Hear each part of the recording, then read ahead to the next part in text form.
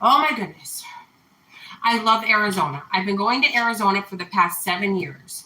The first few years that I've gone to Arizona, every time I would hit like El Paso, Texas, then I would go through New Mexico, I would start feeling like this energy, this burst of like positivity. I'm always positive, but it's like a major overwhelming feeling of like positivity. Then I would hit Arizona and I would just feel incredible. So in Arizona, there's a spiritual vortex. I did not know this the first few years that I was going to Arizona, but all I knew is I would feel so much better when I was there, and then I would bring it home and the positive energy would stay. So I found out there is a spiritual vortex in Arizona. They say it's in Sedona that it's the strongest, but I feel it all over Arizona. I love it. So every trip we go to Sedona, we go to the spiritual vortex, but all over Arizona, I can feel it. I want to say that in Arizona, I've never been treated. I mean, I'm treated well all the time, but they're so kind to us. But it's not just me. They're kind to everybody. There's a lot of homeless people there, just like everywhere, and they treat them with dignity and respect. Even the Arizona police are nice and thoughtful and kind.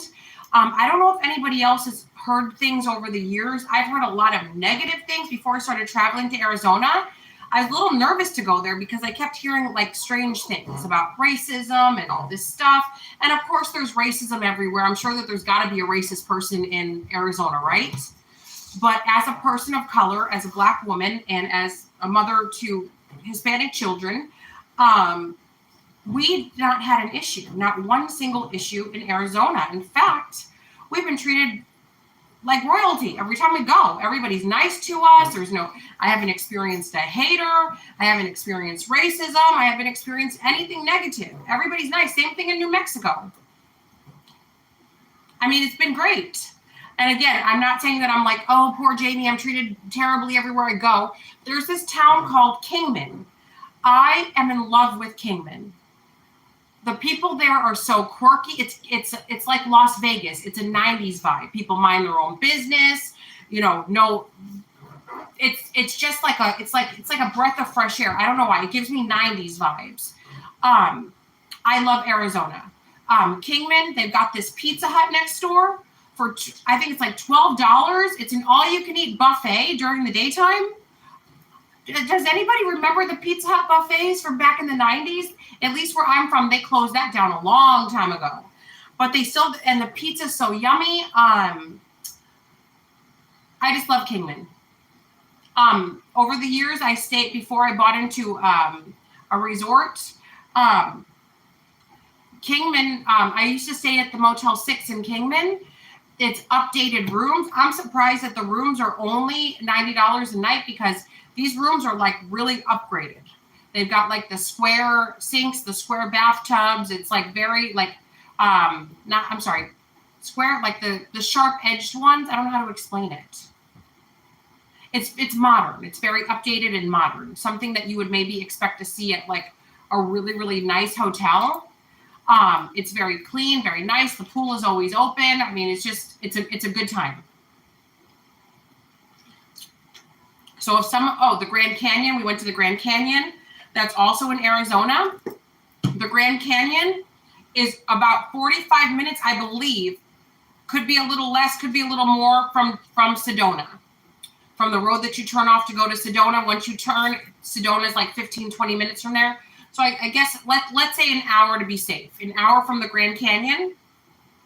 Also, there's Flagstaff, Arizona. I don't know if anybody here is into van life, RV life, the nomadic life. Anybody's into that? I've been obsessed with that since 2016. Anything anybody needs to know about RVs, I could probably tell you how to fix them, how to do this, how to do that, yeah. My brother let me work on his RV for a little while. Well, I was planning on doing the RV life, but I decided not to.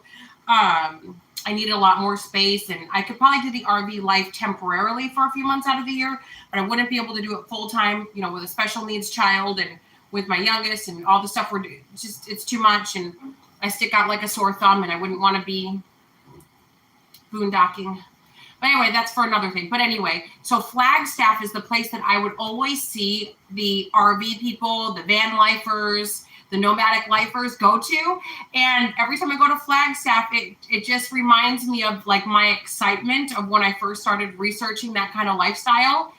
Just to be clear, everyone, I don't live the RV lifestyle. I don't live the van lifestyle. No offense to anybody who does. And I think it's great.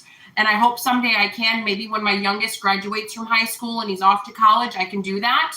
But as of right now, it doesn't fit into my lifestyle. So in no way am I downing the van life or the RV life. I am a fan. More power to you. If you guys can do that, securely, safely, and able to do the things that you need to do, maneuver, go for it. All right, jamiezebra23 to talk for now. I love you, Arizona. Love you long time.